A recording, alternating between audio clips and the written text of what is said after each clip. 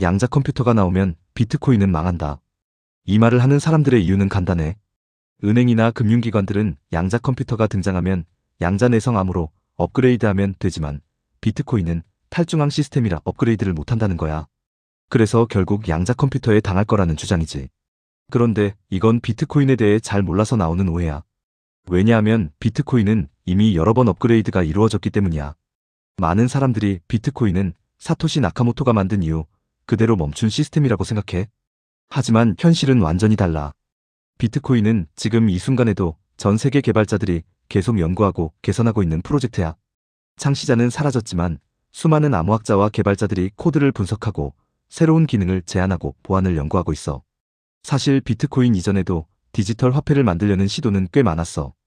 예를 들면 데이비드 차움의 디지캐시, 아담 백의 해시캐시, 웨이다이의 B-머니, 익자보의 비트골드 같은 프로젝트들이 있었지. 하지만 이런 시스템들은 중앙 서버 문제와 이중지불 문제 때문에 실제로 작동하는 탈중앙 화폐가 되지는 못했어.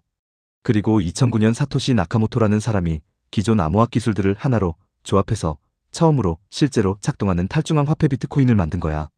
즉, 비트코인은 어느 날 갑자기 등장한 기술이 아니라 20년 동안 이어진 암호학 연구의 결과물이야. 비트코인은 누구도 마음대로 바꿀 수 없는 시스템이야. 하지만 그렇다고 해서 아무도 바꿀 수 없는 시스템도 아니야. 비트코인의 업그레이드는 합의 메커니즘을 통해 이루어져. 보통은 이런 순서로 진행돼. 개발자가 새로운 기능을 제안하고 채굴자들이 찬성 반대 신호를 보내. 그리고 노드들이 그 규칙을 받아들일지 결정해. 이 과정을 통해 업그레이드가 실제 네트워크에 적용될 수 있어.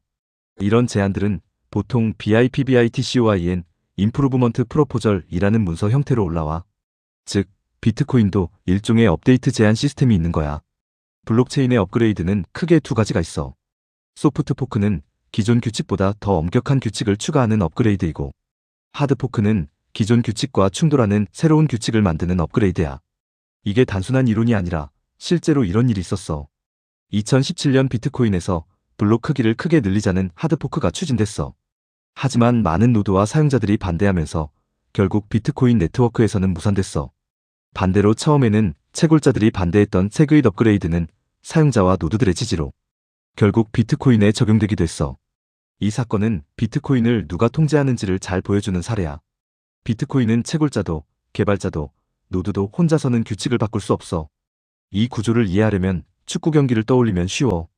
개발자는 룰 제안자, 채굴자는 선수, 노드는 심판, 경제 참여자는 관중이야. 룰을 제안해도 선수와 심판이 인정하지 않으면 적용되지 않아. 선수는 경기를 뛰지만 규칙을 바꿀 권한은 없고, 심판은 규칙을 집행하지만 선수가 없으면 경기가 안 돌아가. 그리고 가장 중요한 존재는 바로 관중이야. 이런 사람들이 어떤 체인을 지지하느냐에 따라 진짜 비트코인이 결정되기 때문이야. 그래서 비트코인은 탈중앙이라 업그레이드를 못한다. 이 말은 사실이 아니야.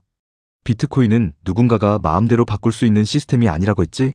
하지만 아무도 바꿀 수 없는 시스템은 또 아니야.